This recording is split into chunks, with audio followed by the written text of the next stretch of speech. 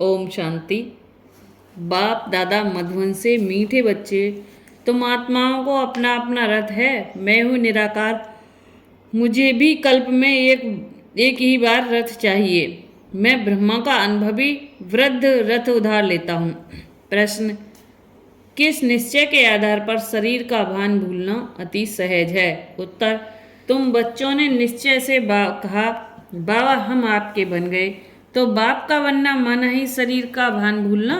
जैसे सिर्फ बाबा इस रथ पर आता और चला जाता, ऐसे तुम बच्चे भी प्रैक्टिस करो।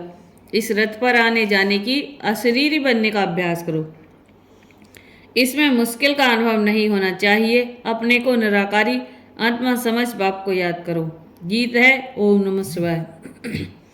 रथ का मतलब है हमारा शरीर, और इस रथ पर हमारी आत्मा जो है राजा है, और आत्मा राजा है और शरीर है रथ। तो आत्मा राजा को शरीर के ऊपर कर्मेंद्रियों के मान के कर्मेंद्रियों के ऊपर सवार रहना है आत्मा को, क्योंकि वो यहाँ पर है मस्तक के बीच। ओम शांति। शिव बाबा बच्चों को इस ब्रह्मा के रथ द्वारा समझाते हैं, क्योंकि बाप बच्चों से ही पूछते हैं, मुझे अपना रथ तो है नहीं, मुझे रथ तो जरूर चाहिए। जैसे तुम हर एक आत्मा को अपना अपना रथ है ना। ब्रह्मा विष्णु शंकर को भी सूक्ष्म शरीर है ना।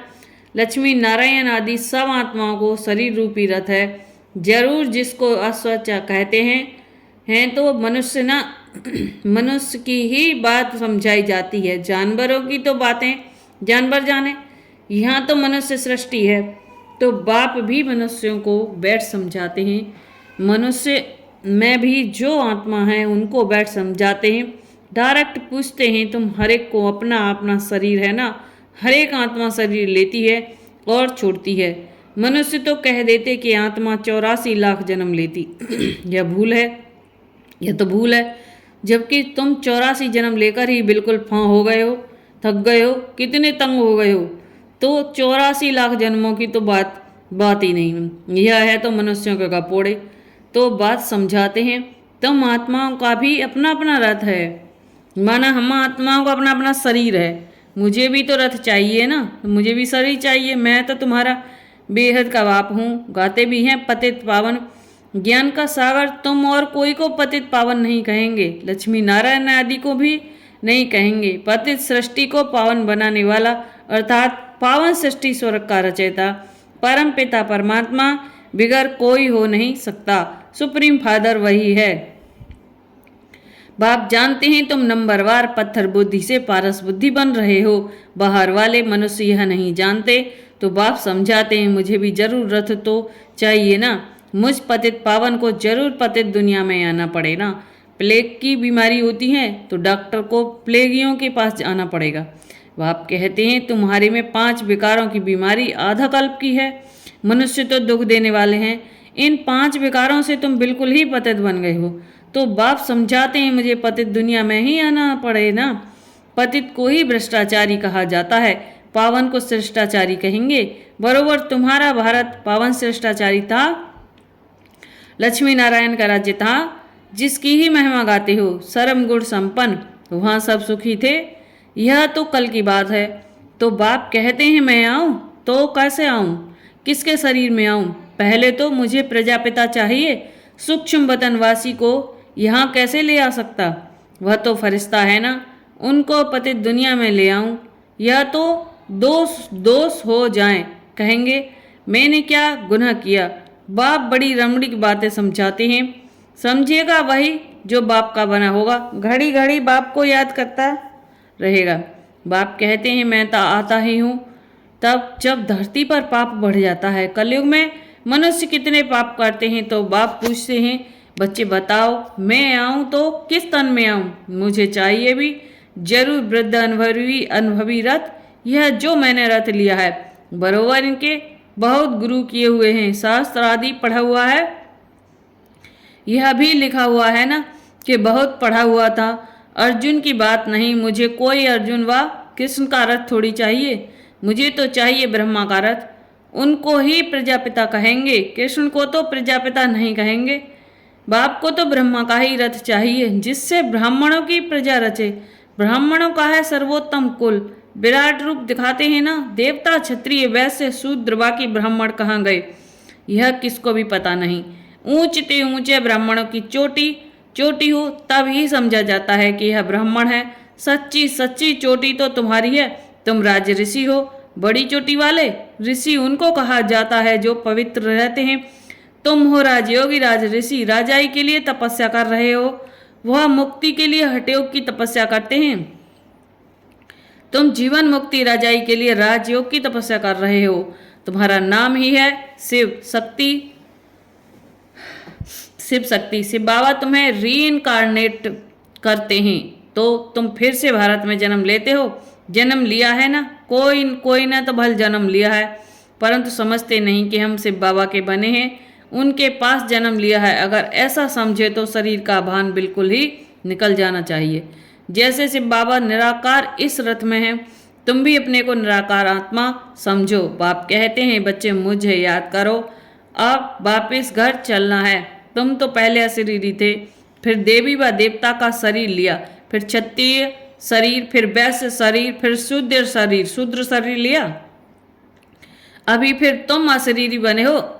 तुम मुझ निराकार को ही कहते हो बाबा। अभी हम आपके बने हैं, हमको वापिस जाना है, देह को तो ले नहीं चलना है। हे आत्माएं, अब मुझ बाप को और स्वीट ओम को याद करो। मनुष्य जब विलायत से लौटते हैं तो कहते हैं चलो अपने स्वीट ओम भारत में चलें, जहाँ जन्म लिया था वहाँ लौटें। मनुष्य मरते हैं तो जहाँ जन्म लिया था उनको वहाँ ले जाते हैं।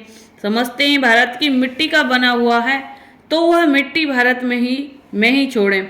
बाप कहते हैं मेरा जन्म भी भारत में है, शिव जयंती भी मनाते हो, मेरे नाम तो ढेर रख दिए हैं। कहते हैं हर हर महादेव, सबके दुख काटने वाला वह भी मैं ही हूँ। शंकर नहीं है, ब्रह्मा सर्विस पर हाजिर है, और फिर जो स्थापना करते हैं वही विष्णु के 2 रूप से पालन करेंगे। मुझे प्रजापिता ब्रह्मा जरूर चाहिए। आदिदेव का बरोबर मंदिर भी है। आदिदेव किसका बच्चा है, कोई बताए? उनका बाप कौन था? आदिदेव प्रजापिता ब्रह्मा है, उनका बाप है शिव। यह जगत पिता जगत अम्बा का यादगार मंदिर है। इस आदिदेव ब्रह्मा के रथ में बाप ने बैठ ज्ञान सुनाया है। कोठरी में सब सच्चे बैठे हैं, सभी का मंदिर तो नहीं बनाएंगे। मुख्य है 108 की माला, तो 108 कोठरियां बना दी हैं। 108 की ही पूजा होती है। मुख्य है शिव बाबा। फिर ब्रह्मा सरस्वती युगल, वह शिव बाबा है फूल, उनको अपना शरीर नहीं है। ब्रह्मा सरस्वती को अपना शरीर है। माला शरीरधारियों की बनी हुई है। सब माला को पूजते हैं, पूज कर पूजा करेंगे, पूरा करेंगे। फिर शिव बाबा को नमस्कार करेंगे, माथा झुकाएंगे, क्योंकि उसने इन सबको पति से पावन बनाया है, इसलिए पूजी जाती है। माला हाथ में ले बैठ राम राम कहते हैं। परम पिता परमात्मा के नाम का किसको पता नहीं है। शिव बाबा है मुख्य। फिर प्रजापिता ब्रह्मा और सरस्वती भी मुख्य हैं। बाकी तो ब्रह्मा कुमार कुमारियां जो पुरुषार्थ करते रहते हैं उनके नाम होंगे। आगे चल तुम सब देखते रहेंगे। जब पिछाड़ी होंगी तब तुम यहाँ आकर रहेंगे तो पक्के योगी होंगे, वही रह सकेंगे। भोगी तो थोड़ा ठका सुनने से खत्म हो जाएंगे। कोई का ऑपरेशन देखने से भी मनुष्य अनकॉन्शियस हो जाते हैं। अभी पार्टीशन में कितने मनुष्य मरे, वो लोग तो घपोड़े मारते रहते हैं कि हमने बिगर कोई लड़ाई राज्य ले लिया, परंतु मरे इतने जो बात मत पूछो। यह है ही झूठी माया। अभी सच्चा बाप बैठ तुमको सच सुनाते हैं। धारणा के लिए मुख्य सारा है। पहला पॉइंट, राज ऋषि बन तपस्या करनी है। पूजनी माला में आने के लिए बाप समान सर्विस करनी है, पक्का योगी बनना है। दूसरा पॉइंट है, नॉलेज बड़ी मजे की है, इसलिए रमणीकता से पढ़ना है, मूझना नहीं है। आज बाबा ने वरदान दिया। आज का वरदान है वैरायटी अनुभूतियों द्वारा सदा उमंग उत्साह से भरपूर रहने वाले विघ्न जीत भव। रोज अमृत वेले सारे दिन के लिए वैरायटी उमंग उत्साह की पॉइंट्स बुद्धि में इमर्ज करो। हर दिन की मुरली से उमंग उत्साह की पॉइंट्स नोट करो। यह वैरायटी पॉइंट्स उमंग उत्साह बढ़ाएंगी।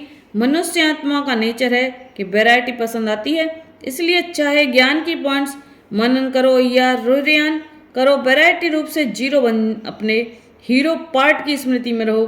तो मोत्साह से भरपूर रहेंगे और सब विघ्न सहज समाप्त हो जाएंगे। आज का स्लोगन है, अपनी अवस्था को ऐसा शांत चित्त बना लो जो क्रोध का भूत दूर से ही भागा जाए। अपनी अवस्था को ऐसा शांत चित्त बना लो जो क्रोध का भूत दूर से ही भाग जाए। ओम शांति।